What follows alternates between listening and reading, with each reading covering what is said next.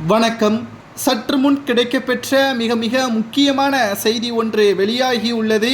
சென்னை ஈசிஆரில் பெண்களை துரத்திய சம்பவம் 4 பிரிவுகளில் வழக்கு செய்யப்பட்டு இளைஞர்களுக்கு வலைவீச்சு.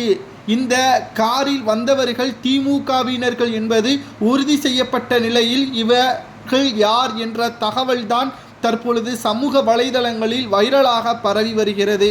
மேலும் உதயநிதி ஸ்டாலின் அவர்களது மகன் இன்பநிதி அவர்களது நண்பர்கள் ஏற்கனவே மதுரை அலங்காநல்லூர் ஜல்லிக்கட்டில் கலெக்டரை எழுப்ப வைத்துவிட்டு அந்த இடத்தில் உட்கார வைத்தார்கள். மேலும் அவர்களை போன்ற இவர்களும் இருப்பதாக செய்திகளும் தற்பொழுது கிடைக்கப்பெற்றுள்ளது.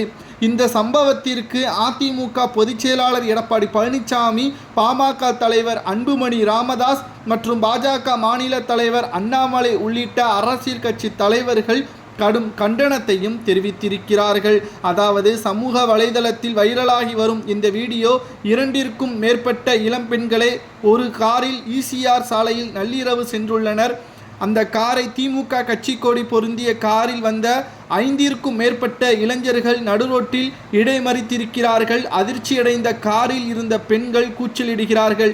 திடீரென்று அந்த காரில் இருந்த இளைஞர்கள் ஒருவர் இளம்பெண்ணை பயணித்த காரை நோக்கி வேகமாக ஓடி வந்தார். இதனை பார்த்து அதிர்ச்சியடைந்த பெண்கள் காரை வழிமறைத்து தற்பொழுது ரிவர்ஸ் எடுத்து வேகமாக மாற்றுப்பாதையில் சென்றதால் அவர்கள் தப்பித்து உள்ளார்களும் என்றும், இல்லை என்றால் நாங்கள் சம்பவ இடத்திலேயே உயிரிழந்திருப்போம் என்றும் விளக்கமும் அளித்திருக்கிறார்கள். இது தொடர்பாக காவல்துறையினர் வழக்கு பதிவு செய்து விசாரணை அளித்து வந்த நிலையில் அதற்கான விளக்கத்தையும் கொடுத்துள்ளனர். அதாவது அதிகாலை சுமார் 4 மணி அளவில் ஈசிஆர் முட்டுக்காடு படகு குழாம் மேம்பாலம் மீது கோவளம் கடலில் பக்கிங்காம் கால்வாய் கலக்கும் முகத்துவாரத்தை பார்த்து ரசிப்பதற்காக அந்த இளைஞர்களும் தாங்கள் சென்ற காரை நிறுத்தியுள்ளனர். அந்த இளைஞர்கள் நிறுத்திய கார் பின்னால் புகார் அளித்த பெண்கள் காரை நிறுத்தியுள்ளதாகவும், முதலில் அங்கிருந்து பெண்கள் சென்ற கார் கிளம்பிய பொழுது முன்னால் வைத்திருந்த இளைஞர்களது காரை லேசாக உரசியதாகவும் கூறப்படுகிறது.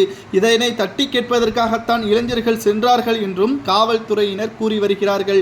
ஆனால் இதை பற்றி அந்த பெண்களிடம் கேட்டபொழுது நிச்சயமாக கிடையாது, நாங்கள் பார்க்கிங் செய்த பொழுது அந்த இடத்தில் அவர்களது கார் கிடையாது என்றும், அந்த இடத்தில் சிசிடிவி கேமரா இருக்கிறது, அதை ஆய்வு செய்யுங்கள், காவல்துறையினர்கள் ஏன் இவ்வாறு பேசுகிறார்கள் என்று எனக்கு தெரியவில்லை. ஒருவேளை திமுகவின் ஆட்சி இருப்பதாலும் அவர்கள் மிக முக்கியமான நபர்களுக்கு நெருக்கமாக இருப்பவர்களாக இருந்தாலும் காவல்துறையினர் இப்படி செய்யலாமா என்றும் அந்த பெண்கள் தெரிவித்திருக்கிறார்கள். இதனால் வன்மையாக கண்டித்து எடப்பாடி பழனிசாமி அவர்கள் அனைவரையும் கைது செய்ய வேண்டும். இதற்கு உறுதுணையாக காவல்துறையினர்கள் இருந்தாலும் அவர்கள் மீதும் நடவடிக்கை